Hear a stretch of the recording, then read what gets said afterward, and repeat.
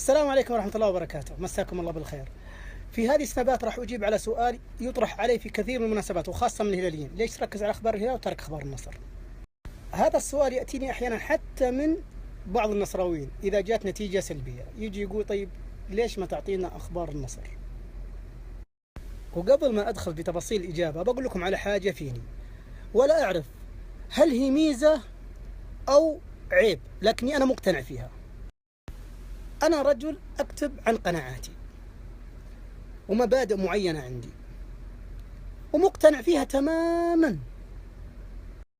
اللي تابعني جزاه الله خير، إن تابعني فهذا شرف لي وعلى عيني وعلى راسي، ما تابعني بلا شك أنا خسران، ولكن قناعاتي لا، لن أحيد عنها.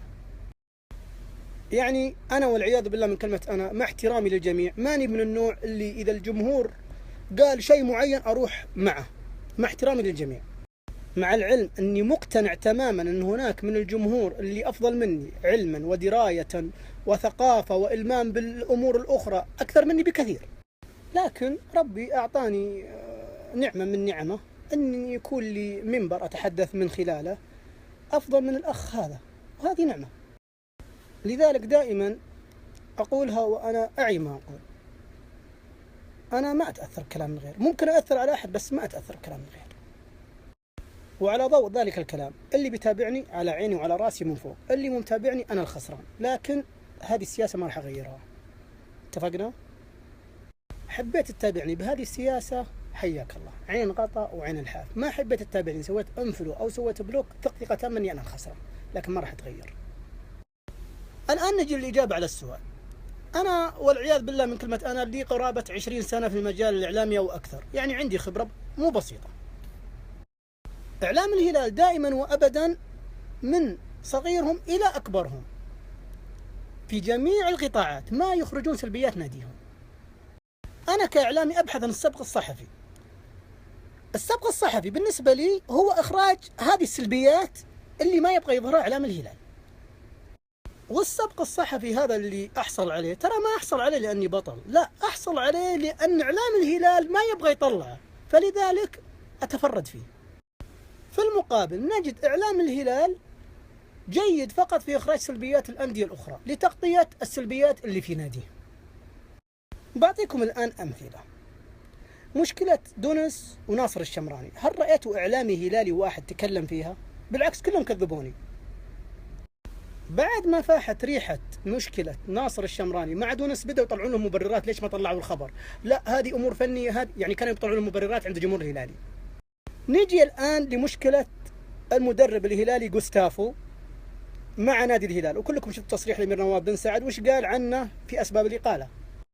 من ضمن المشاكل اللي تكلم عنها الأمير نواف بن سعد وجود تشكيلة غريبة، وضع لعيبة في غير مراكزهم، عدم قناعته في البرازيلي ليو اللي كلف أكثر من 40 مليون ريال، وأشياء أخرى. طيب السؤال، هل إعلام الهلال ما يدري عن هذه المشاكل؟ مثال آخر، أنا كتبت خبر أن جوستافو ما يبغى ليو وإنه ما عاد يبغاه، يعني ما عاد يبغى يلعبه. كذبوني كثير من الهلاليين. بعد ما كتبت الخبر بقرابة 22 يوم وبعد ما فاحت الريحة أن جوستافو ما عاد يبغى ليو، بدأ إعلام الهلال يكتب عن هذا الخبر. حتى المستجدات اللي في نادي الهلال وعن قضية أن المدرب سيقال لا محالة، ولا إعلام هلالي كتب عنها. طيب نرجع نسأل السؤال مرة ثانية، وين إعلام الهلال عن كل هذه المشاكل؟ ليش ما كتب عنها؟ معقولة ما يدرون؟ في عز معمعة هذه المشاكل كانوا يكتبون عن مشاكل النصر، حسين عبد الغني، بدر الحقباني، مدري إيش. طيب وين مشاكل الهلال؟ أرجو ما حد يطلع ويقول لي مثلا أن المشكلة طلعت بين يوم وليلة. مشاكل جوستافو مع الهلال كانت منذ الأزل، لكن وينهم عنها؟ طيب في مشكلة ثانية، مشكلة بسيطة حصلت من مدرب الهلال أثناء مقادرة الفريق للدمام لملاقاة القادسية. في المطار جوستافو يقول لفهد قازي ارجع ما عاد أبغاك. هل كتب عنها إعلام الهلال؟ تخيلوا أن المشكلة هذه صايرة بين زوران وحسين عبد الغني، وش راح يسوون؟ وش راح يسوي بعض النصراويين اللي قاعدين يحاربون النصر في موضوع حسين عبد الغني؟ أنا قلت اللي عندي، اقتنعت فيه حياك الله، والله عين غطا وعين العاب، ما اقتنعت فيه، ثقة تامة اني انا الخسران اذا القيت متابعتك لي. اقدر واحترم الجميع، لكن انا هذه سياستي وهذا مبدئي، فلذلك لا تتعب نفسك بطرح هذا السؤال كل مرة. بالنسبة لي سأتابع أخبار الهلال كما هو معروف عني منذ أن دخلت الإعلام. أنا مو بذنبي أنك أنت ملك لسنة وسنتين تتابعني، مو ذنبي. فحبيت تتابعني حياك الله، والله على راسي من فوق. ما حبيت تتابعني للأسف أنا الخسران. السلام عليكم. وأنا أتابع بعض ردودكم، أبنشر بعضها، لكن في دليل جديد طلع الآن تو طالع، بوريكم إياه.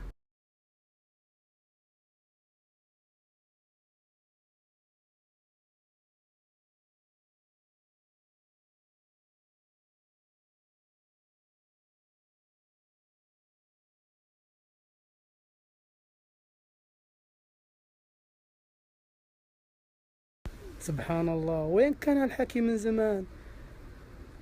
شكله تو يصير بين يوم وليلة، صح؟ ما علينا، بوريكم بعض الردود لكم.